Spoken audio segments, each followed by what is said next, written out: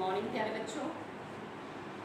जैसा कि जो भी मेरे प्यारे बच्चे मुझसे जुड़े हुए हैं उन सबको पता है कि हमने समकालीन भूगोल भाग 2 स्टार्ट किया हुआ है। फर्स्ट चैप्टर हमारा चल रहा है।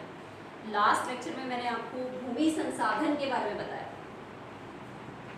तो आज उसी को हम आगे बढ़ाएंगे। उसी चैप्टर का हमारा नेक्स्ट टॉपिक है मृदा। मृदा या मिट्टी। देखिए मृदा होती क्या है, सभी ने देख रखी है, देखी हुई है ना सभी ने। मृदा या मिट्टी क्या होती है? हमारा जो धरातल है उसकी जो ऊपरी लेयर होती है, जो पौधों को बढ़ने में हेल्प करती है, वो क्या कहलाती है? मिट्टी कहलाती है। ठीक है, यानी हमारे धरातल की भूपृष्ठ की जो ऊपरी परत होती है वो क्या कहलाती है? मृदा या मिट्टी। बनी किससे होती है? छोटे छोटे कंकड़, खनिजांश, जीवांश, ह्यूमस, इन सब से मिलकर क्या होता है? इसका निर्माण होता है। तो देखो मिट्टी की परिभाषा आ जाती है, भूपृष्ठ की ऊपरी परत जिसका निर्माण ह्यूमस आदि से मिलकर हुआ है उसे हम क्या कहते हैं? ह्यूमस के अलावा और बहुत सारी चीजें हैं जिसमें हमारे आएंगे रेत कण, ठीक है, जीवांश। जीवांश क्या होता है? अब हमने लिख तो दिया जीवांश। जीवांश क्या होते हैं? जीवों के अवशेष, यानी जो जीव मर जाते हैं उनके अवशेष। ठीक है, और फिर इसके बाद होती है खनिजांश। हमारे खनन प्रक्रिया के दौरान क्या होती है? बहुत सी चट्टानें टूट जाती हैं, टूटकर धरातल पर गिरती हैं। धीरे धीरे एक लंबे प्रोसेस के बाद वो क्या हो जाती हैं? मिट्टी में परिवर्तित हो जाती हैं। फिर एक वर्ड है ह्यूमस। ह्यूमस क्या होता है? जो हमारी वनस्पति होती है उसके गलने सड़ने से किसका निर्माण होता है? ह्यूमस का निर्माण होता है। तो ये जितनी भी चीजें हैं ये सभी मिलकर क्या करती हैं? मृदा का निर्माण करती हैं, या इसे हम क्या कहते हैं? मिट्टी कहते हैं। तो अब मन में विचार आएगा ये सारी चीजें तो जी हमेशा ही अवेलेबल रहती हैं, तो मिट्टी तो हम कभी भी बना लेंगे। तो बेटा ऐसा नहीं है। मिट्टी की जो हमारी 1 सेंटीमीटर की परत होती है, कितने सेंटीमीटर की? 1 सेंटीमीटर मोटी जो परत होती है उसको बनने में कितना समय लग जाता है? लाखों करोड़ों वर्ष, लगभग 100 वर्ष का समय मानते हैं। ठीक है, 100 वर्ष तो लगते ही लगते हैं, 100 से ज़्यादा भी लग सकते हैं। तो मिट्टी के बनने का जो प्रोसेस होता है उसे क्या कहते हैं? मृदा जनन। क्या बोलते हैं? मृदा जनन। ठीक है, तो अभी मैंने आपको 2 चीजें बताई हैं। एक तो बताइए मिट्टी किसे कहते हैं या फिर मृदा किसे कहते हैं? भूपृष्ठ की ऊपरी परत जिसका निर्माण किससे हुआ है? छोटे छोटे रेत कणों से, खनिजांश से, जीवांश से, ह्यूमस से मिलकर जो ऊपरी परत बनी है, जो पौधों की वृद्धि में सहायक है, वो क्या कहलाती है? मिट्टी कहलाती है। ठीक है, फिर उसके बाद मैंने आपको बताया कि मृदा जनन किसे कहते हैं। ठीक है, 1 नंबर में बहुत बार पूछा जाता है कि मृदा जनन किसे कहते हैं। तो मृदा जनन क्या होता है? जनन का मतलब क्या होता है? बनना, है ना। जनन का मतलब क्या होता है? बनना। तो मृदा जनन क्या होता है? मृदा जनन होता है 1 सेंटीमीटर मिट्टी की परत को बनने में लगभग 100 वर्ष का समय लगता है, जिसे क्या कहते हैं? मृदा जनन। Is that clear? अपने अपने नोटबुक में नोट डाउन कर लेंगे सभी बच्चे इसको। मिट्टी की परिभाषा भी आपको नोट डाउन कर दी है और मृदा जनन की भी परिभाषा आपको नोट डाउन कर दी। इसके बाद आते हैं कि मिट्टी का निर्माण करने वाले कारक कौन से होते हैं। ठीक है, मिट्टी के निर्माण में कौन कौन से कारक सहायक होते हैं? देखो फर्स्ट इसमें आधारी चट्टान, मतलब चट्टानों से भी क्या होते हैं? बहुत सारे कंकड़ पत्थर धीरे धीरे टूटते फूटते रहते हैं। ठीक है, उसके बाद खनिजांश, खनिजों के अवशेष, जीवांश, जीवों के अवशेष, जलवायु, समयावधि और उच्चावच। ये तीनों क्या है? मोस्ट इंपोर्टेंट फैक्टर है। ठीक है, ये तो क्या हो गए? चीजें हो गई जिनसे मिट्टी बनेगी। ये क्या है? वो प्रोसेस है जो क्या करता है? मिट्टी का निर्माण करता है, जिसमें किसी भी क्षेत्र की जलवायु, एक टाइम पीरियड चाहिए मिट्टी को बनने में, समयावधि और उच्चावच, धरातल कैसा है। अब देखो उच्चावच कैसे प्रभावित करेगा मिट्टी को बनने में। अब उच्चावच प्रभावित कैसे करेगा? अगर देखो ढलवा धरातल है तो क्या होगा? कभी भी बारिश आई, आंधी तूफान आया तो वो मिट्टी क्या रहेगी? बहती रहेगी, जिसके कारण वहां पर जो मिट्टी बनेगी वो कैसी बनेगी? पतली लेयर की बनेगी।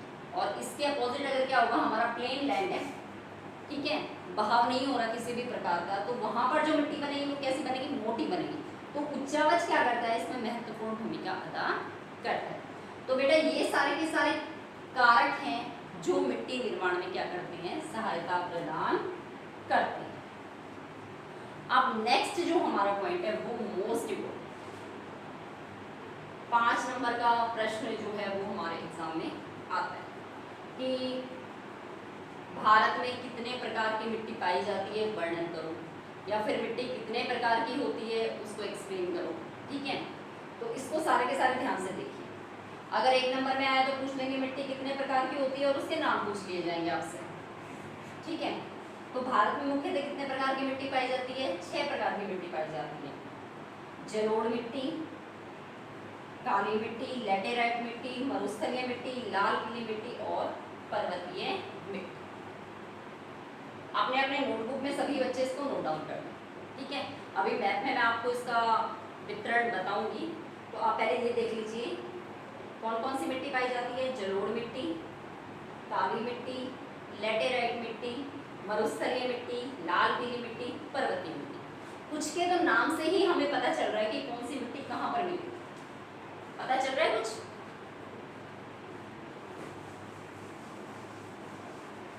देखो सबसे पहले हमारे पास एक जनरल आपको इनका बता रही हूँ मैं थोड़ा सा, वो सुनिए। पहला क्या है हमारे पास नाम, जलोढ़ है ना, जल प्लस लोड, यानी जो मिट्टी जल के द्वारा लोड करके लाई जाती है उसे हम क्या कहते हैं, जलोढ़ मिट्टी। ठीक है, नाम से पता चल गई ना परिभाषा। जलोढ़ मिट्टी किसे कहेंगे, जो मिट्टी किसके द्वारा लोड करके लाई जाए, जल के द्वारा, तो नाम से पता चल गया हाँ जी ये जलोढ़ मिट्टी। ठीक है, उसके बाद काली मिट्टी आ गया। काली मिट्टी के नाम से पता चल रहा है इसका रंग कैसा होगा जी, काला। ठीक है, फिर है लेटेराइट मिट्टी। देखो इसके नाम के एंड में ना ईट आ रहा है। ठीक है, तो लेटेराइट मिट्टी मोस्टली किस कलर की होगी, जैसे हमारी ईट का कलर होता है, और ये मिट्टी ना मोस्टली किस में काम आती है, ईंटें बनाने में काम आती है। तो ये हो गई हमारी लेटेराइट मिट्टी। फिर आ गई हमारी मरुस्थलीय मिट्टी। नाम से पता चल रहा है कहाँ मिलेगी, मरुस्थलों में मिलेगी, और भारत का जो सबसे बड़ा मरुस्थल है वो कहाँ पर है, राजस्थान में है। ठीक है, उसके बाद नेक्स्ट आई लाल पीली मिट्टी। लाल पीली मिट्टी का रंग कैसा होगा, लाल और पीला। उसके बाद नेक्स्ट हमारे पास क्या है, पर्वतीय मिट्टी, जो कहाँ मिलेगी, पर्वतीय क्षेत्र। तो अब हम नंबर वाइज इनको एक्सप्लेन करते हैं। फर्स्ट हमारे पास है जलोढ़। तो सबसे पहले जब हम इस हेडिंग को एक्सप्लेन करेंगे तो हमें क्या बताना है, जलोढ़ मिट्टी होती क्या है। जल के द्वारा लोड कर लाई जाने वाली मिट्टी को क्या कहते हैं, जलोढ़ मिट्टी। ठीक है, 2 प्रकार की होती है, एक तो होती है खादर और दूसरी कौन सी होती है, बांगर। ठीक है, बांगर मिट्टी कौन सी होती है, जो पुरानी जलोढ़ मिट्टी है। नाम पुराना सा है ना, इसलिए इसको क्या बोलते हैं, पुरातन या पुरानी जलोढ़ मिट्टी। ठीक है, खादर कौन सी होती है, नवीनतम, जो नहीं है। ठीक है, अब देखो इस मिट्टी में मिलता क्या है, इस मिट्टी में होता है फास्फोरस, चूना और पोटाश। ठीक है, कौन कौन से तत्व मिलेंगे इसमें, फास्फोरस, चूना और पोटाश। ठीक है, ये चीज ये जो है, ये जो हमारे तत्व हैं, ये किस मिट्टी में पाए जाते हैं, जलोढ़ मिट्टी में पाए जाते हैं। अब देखो, अब हमें पता लगाना है जी ये मिलती कहाँ पे है और कहाँ से आ जाती है। देखो अभी मैंने आपको बताया है कि इसकी परिभाषा में जल के द्वारा जो लोड करके मिट्टी लाई जाती है ना, उसे क्या कहते हैं, जलोढ़ मिट्टी। तो हमारी जितनी भी नित्यवाही नदियाँ हैं, गंगा है, यमुना है, ब्रह्मपुत्र है, सिंधु है, ये सारी की सारी कैसी नदियाँ हैं, नित्यवाही नदियाँ। तो इन नदियों की तलहटी में, यानी जब ये पहाड़ों को छोड़कर कहाँ प्रवेश करती हैं, हमारे मैदानी क्षेत्र में प्रवेश करती हैं, तो यहाँ पे आके इनकी जो स्पीड होती है ना वो काफ़ी स्लो हो जाती है। तो अपने साथ जितना भी तलछट बहा कर लाई है उसका जमाव कहाँ करेंगे, हमारे उत्तर भारत के मैदान। तो ये पूरा का पूरा जो हमारा उत्तर भारत का मैदान है ना, ये किससे बना हुआ है, जलोढ़ मिट्टी से बना हुआ है। ठीक है, उत्तर भारत का मैदान किससे बना हुआ है, जलोढ़ मिट्टी से बना हुआ है। क्यों बना? क्योंकि यहाँ पर जितनी भी हिमालय पर्वत से निकलने वाली नित्यवाही नदियाँ थी, उन्होंने क्या किया, अपने साथ लाए तलछट का जमाव किया, जिससे ये जो हमारा उत्तर भारत का मैदान है पूरा का पूरा किससे बना हुआ है? जलोढ़ मिट्टी से बना। ठीक है, अब देखो हम मैप में देखते हैं, ये मैंने पहले ही ड्रॉ कर दिया था क्योंकि हमें इसका पार्टीशन करना था यहाँ। ठीक है, ये देखो, ये हमारा राजस्थान का क्षेत्र है, तो इसको हम क्या कर देंगे? हटा देंगे। जैसे कि मैंने तुम्हें बताया था, यहाँ पे नाम आया था ना हमारे पास मरुस्थलीय मिट्टी, तो मरुस्थलीय मिट्टी मिलती कहाँ पर है? राजस्थान में। तो ये पश्चिमी राजस्थान का जो क्षेत्र है, यहाँ पर कौन सी मिट्टी मिलेगी? मरुस्थलीय। बिल्कुल इजी सा है, इसलिए आपको पहले बता रही हूँ। इस मिट्टी में होता क्या है? नमी की मात्रा बहुत कम होती है, पैदावार के लिए बिल्कुल अनुपयुक्त है। अगर सिंचाई कर दी तो हम यहाँ पर क्या कर सकते हैं? फसलें पैदा कर सकते हैं। जैसे अभी राजस्थान में इंदिरा गांधी नहर बन गई है, तो उसके कारण क्या हो गया? यहाँ का कुछ एरिया जो है वो फर्टाइल हो गया है, यहाँ पर सिंचाई करके खेती की जाने लगी। तो इस एरिया में क्या मिलती है? हमारी मरुस्थलीय मिट्टी। अब देखो, अब मेन टॉपिक पे आ जाते हैं जहाँ हम थे। वो पहला हमारा क्या है? जलोढ़ मिट्टी। तो ये हमारा यहाँ पे हिमालय पर्वत है ना, तो यहाँ से जितनी भी नदियाँ निकल कर आएंगी वो क्या करेंगी? यहाँ पर मिट्टी का जमाव करेंगी। तो हमारे उत्तर भारत का जो मैदान है, तो ये सारा का सारा किससे बना हुआ है?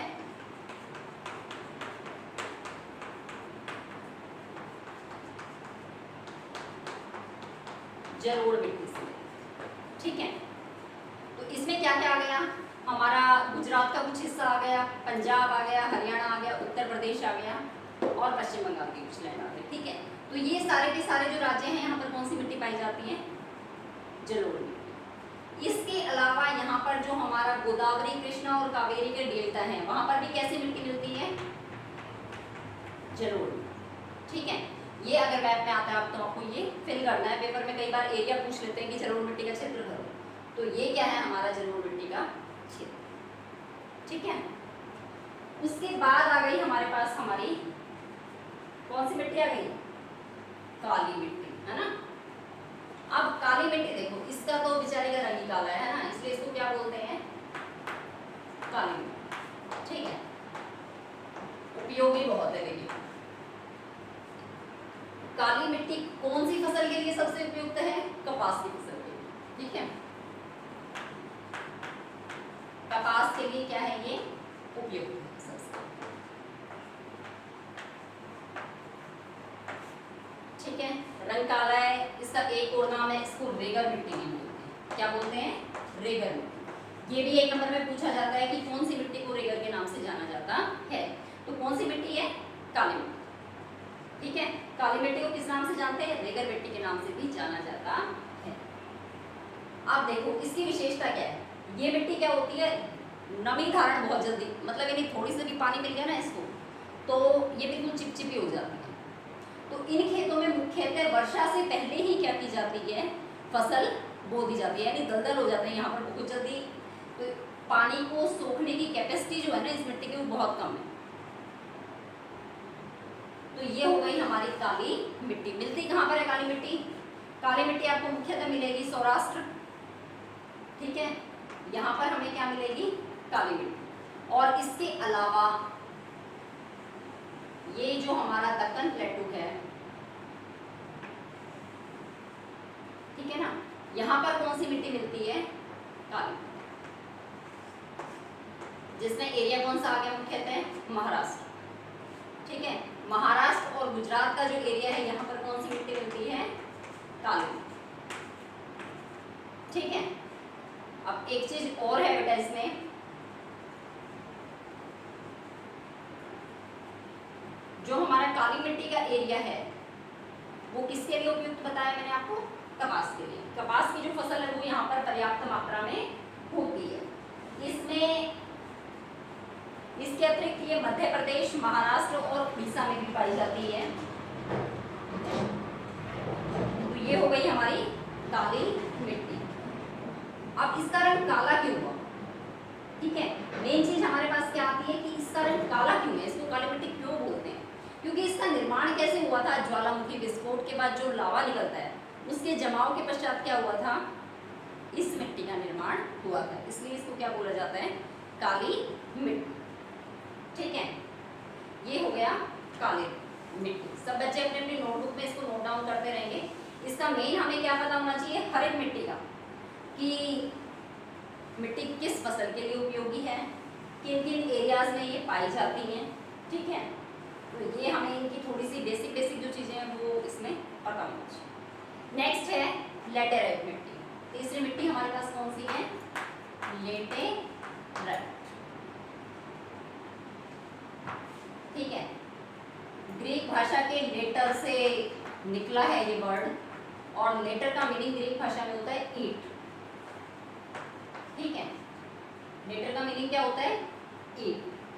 तो लेटेराइट मिट्टी जो होती है ना, वो मुख्यतः किस काम में आती है, ईंट बनाने के काम में आती है। ठीक है, ईंटें बनाने में जिस मिट्टी का उपयोग किया जाता है वो कौन सी मिट्टी होती है, लेटेराइट मिट्टी। ये मिट्टी ज़्यादा उपजाऊ नहीं होती, और भारत के ये जो हमारा कर्नाटक का एरिया है, ठीक है, कर्नाटक, केरला, इन हिस्सों में क्या पाई जाती है, लेटेराइट मिट्टी पाई जाती है। ठीक है, और कुछ असम के पास भी ये मिट्टी मिलती है। अब इस मिट्टी में सिंचाई करके चाय और कॉफी की फसल जो है वो पैदा की जाती है। ठीक है, नेक्स्ट हमारे पास है मरुस्थलीय। मरुस्थलीय मिट्टी के बारे में मैंने अभी आपको बताया है। मरुस्थलीय मिट्टी कौन सी होती है, मोस्टली बालू मिट्टी जो होती है ना, बालू मिट्टी को क्या बोलते हैं, मरुस्थलीय मिट्टी। ये हमारे जो रेगिस्तानी एरिया है वहां पर ये मिट्टी पाई जाती है। ठीक है, पश्चिमी राजस्थान का जो हिस्सा है, ठीक है, मुख्यतः मिट्टी कहाँ मिलेगी, राजस्थान में। ठीक है, इन क्षेत्रों में क्या है, जल का अभाव है, जिसके कारण यहाँ पर बहुत कम खेती की जाती है। यानी बालू मिट्टी का जो एरिया है वहाँ पर खेती काफ़ी कम होती है।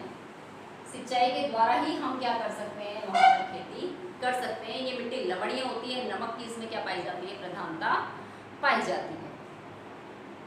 अब नेक्स्ट है हमारे पास, इसका एरिया ये है बेटा। ठीक है, यहाँ पर ये पश्चिमी राजस्थान का जो क्षेत्र है, यहाँ पर कौन सी मिट्टी मिलती है, मरुस्थलीय मिट्टी। नेक्स्ट हमारी है लाल पीली मिट्टी। कौन सी मिट्टी है, लाल पीली मिट्टी। नाम से पता चल रहा है। ठीक है, कलर कैसा होगा, लाल और पीला। मिलती कहाँ पर है, उड़ीसा में, ये जो बाकी बच गया है ना, उड़ीसा, छत्तीसगढ़, इस एरिया में क्या मिलती है हमारी लाल पीली मिट्टी। ठीक है, ये सारा का सारा एरिया किसका है, हमारी लाल पीली मिट्टी। ठीक है,